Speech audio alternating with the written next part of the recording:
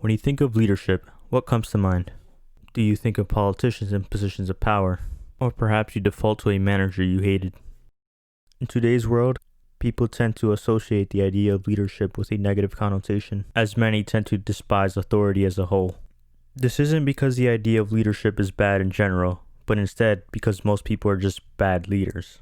The reality of it is that leaders are present in all facets of life, from leaders in an office space, to leaders on a sports team, to parents who hopefully lead their children to a better life. Chances are, you're probably going to end up in a position of leadership at some point in your life, whether it be big or small. While much of leadership comes down to experience, there are certain skills you can learn before even being a leader, so that when the time comes, you are ready. A lot of it is simply a shift in mindset. So today I will go over one skill that you must master in order to become an effective leader. But before that, let me once again emphasize how important leadership can be, and I will do this with a simple quote. There is no such thing as a bad group, only bad leaders. There are many stories and examples of historically underperforming groups making a complete 180 with a simple leadership change, and I invite you to look into them to get a better understanding of what proper leadership can do. With that being said, the one skill that all effective leaders share is the skill of communication. On the surface, it's fairly basic, and we might all think that we have good communication skills. But when it comes to leadership, there are several aspects of communication that many people simply lack. Let me illustrate this through examples. Let me use a scenario from a typical office setting, as that's what many of us can probably relate to. Say you have a project deadline coming up, and you realize you might not make the deadline. A manager or supervisor might become upset after finding this out. In their eyes, you might be lazy or simply not focused on the task. Whatever it may be, they often place the blame on you. With this belief in mind, they might lash out on you, rush you, or simply treat you in a manner that you find uncomfortable. In their eyes, they're trying to push you so you could meet the deadline. But what does this really accomplish?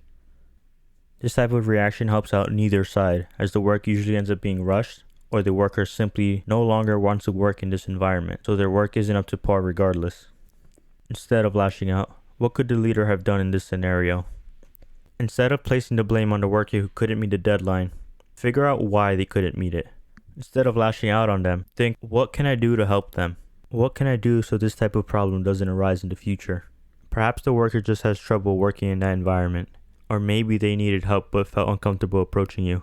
Maybe they needed some sort of training that wasn't provided. Whatever it may be, figure out what you could do for the people you're leading, instead of simply telling them what to do. Of course, this requires proper communication. You can't fix the problem if you don't know what it is to begin with. Another aspect of communications that many lack is the ability to incorporate others in planning. Many people in positions of power have the habit to simply roll out a plan without the incorporation of others' input and say, this is how I want it to be done, and this is how we're going to do it. There are many flaws in this. For one, failing to get input from others is essentially asking for a plan to fail.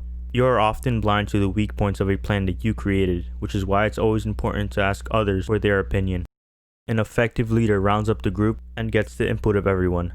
This allows for everyone to use their expertise and contribute in the best manner possible. You'll gain input and perspectives on things you've never considered. Furthermore, you'll be boosting the spirit of the group as a whole, as everyone feels like they have a purpose if they're contributing. With this, people feel like they're actively working on a goal that they helped set, often leading to much more productive work. One final aspect of effective leadership is the ability to take extreme ownership. This is something popularized by Jocko Willink, who is perhaps one of the most effective leaders of all time, especially in his field. Extreme ownership entails exactly that. Being able to take ownership for any negative outcome that your group may produce, and being able to communicate this to others. Taking ownership means reflecting on what led to the outcome, not placing the blame on the members of your group, but only yourself. What could I have done better? Where did we go wrong? What can I do for the next time so that we don't have the same outcome? Perhaps it was a lack of communication between you and your group. Perhaps they needed better training. Whatever it is, as an effective leader, you need to be willing to take ownership and improve for the next time.